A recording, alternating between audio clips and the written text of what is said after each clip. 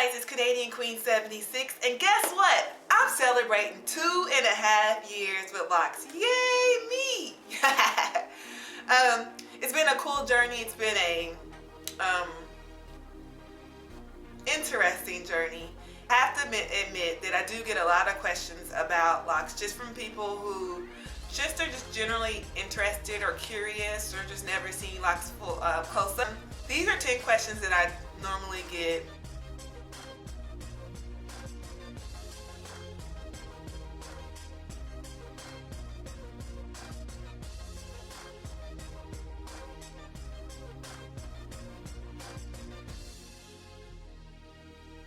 I've had a relaxer since as long as I can remember, being really young. I know that I went through the press and curl, I went through the straighten iron,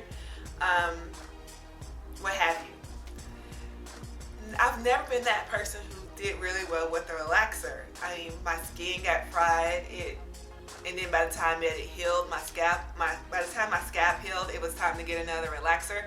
So eventually I was like, enough is enough, and stop getting relaxers. Just stay the way I am, the way that my hair goes out of my head. So natural was what it was.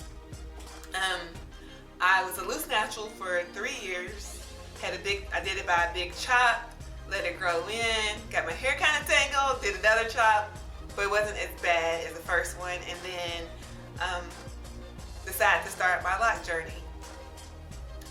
Before that, I had been watching a lot of YouTube videos, which brings me to YouTube, and decided to go with the 2-strand method. So I'm going to put my journey, there's a video that I made in the About box, so you can follow that link and check it out. So I started with the 2-strand method, and I started with that method because it was easier for me. I am not a person who knows my way around hair at all. I'm not that person. However, I did try to do the comb barrel method, and it didn't work out for me. I just ended up getting the comb just tangled up in my hair. So I started with the 2-strand method, and one of the concerns that I had for myself was, will it be a style that I could keep up with myself? And I didn't want to, go spend a lot of money and go to different places. So that's why I did a lot of research, and also went online and looked at videos and to see if I wanted to do it.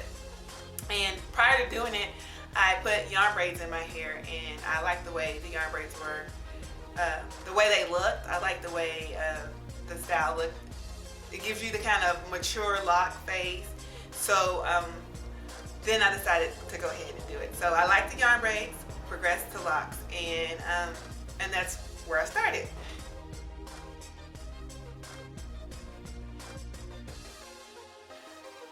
Of course, I wash my hair.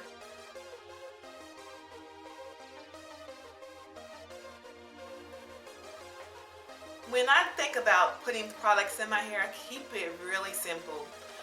One of the things that I like about my hair is that it's pretty low maintenance. So when I first started, I was doing conditioners and hot oil treatments and all those kind of things. but what I found is that a simple wash and go regimen, a simple wash and go regimen, along with shea butter, coconut oil, another essential oil like olive oil, safflower, glycerin, those kind of things, plus something that makes it smell good like peppermint, rosemary, those kind of things are what works for me. So when I retwist, it's funny because I can retwist without having anything added to my hair now, but I still prefer a crisp look, so I use Echo Styler gel.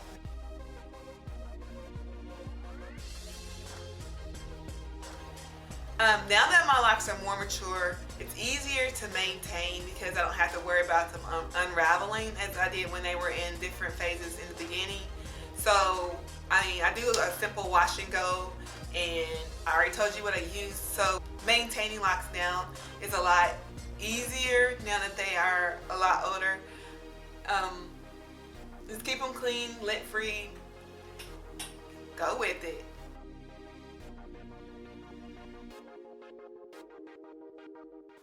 Yes, I have colored my hair. I prefer darker colors now. However, in the summertime, lighter colors are cool. I kind of go towards the reds and the maroons and those kind of hues, but I like dark brown. Haven't really did black, but what I found is that when I put color in, even if it says semi-permanent all the way up to permanent, you look at it months later and you really can't tell. It's like it washes itself out. So my hair generally comes out like a dark brown color with golden highlights, and so that's what you're going to mostly see anyway.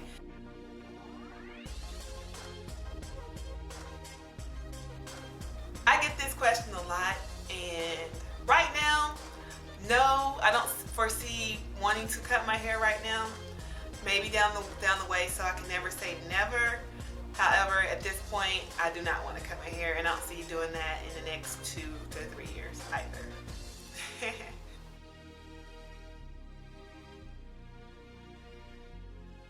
I don't think I miss my loose hair as much. I look at it, and since I'm a low maintenance person, it's a lot to do when you have loose hair. And I'm not saying that there's people who haven't figured out a simple way to do it, but I know for me, my hair is really big, and I remember the days where I had to fluff it and everything, 2-strand twisted, and I just like to get up, go, and not worry about it. And so I've had loose hair all my life, and when I was natural, for at least 3 years, and so it got to be a really huge size. I'm talking about like, so sometimes, I do miss it, but for the most part, I'm good without having it.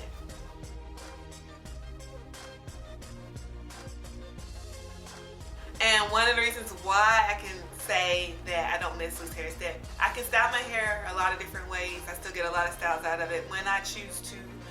I can curl it with rollers, can curl it with pipe cleaners, I can curl it, I can put it in a bun when I dance. So yeah, the styles are just limitless, and you can use your imagination, and the longer it gets, the more you can do. Shorter it is, what you can do. It's just different things, but then there are things that are all that everybody can do. So there's many styles that I can do in my hair.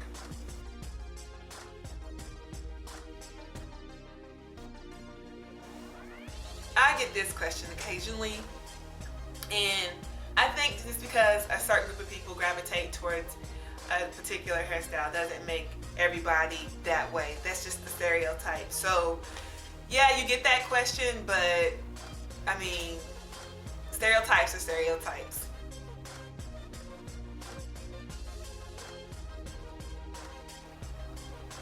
I think it's about how you present yourself. If you present yourself in a way that is not hireable, then it's going to be hard to get a job. But I'm an educator, and I like to see people that look like me, and I have students that have locks. So yeah, you can pretty much do anything you want to do. That people are prejudiced, and they have their own prejudices. So I'm breaking barriers myself. So I'm not saying that people don't look at you differently, but you have to be that example and carry yourself in a way that will bring positivity to your life. Thank you for watching today. If you have any more comments, please leave them below. Make sure that you rate this video with a thumbs up, and subscribe if you haven't yet. And remember, don't let life pass you by. Remember to stop and smell the roses. See ya.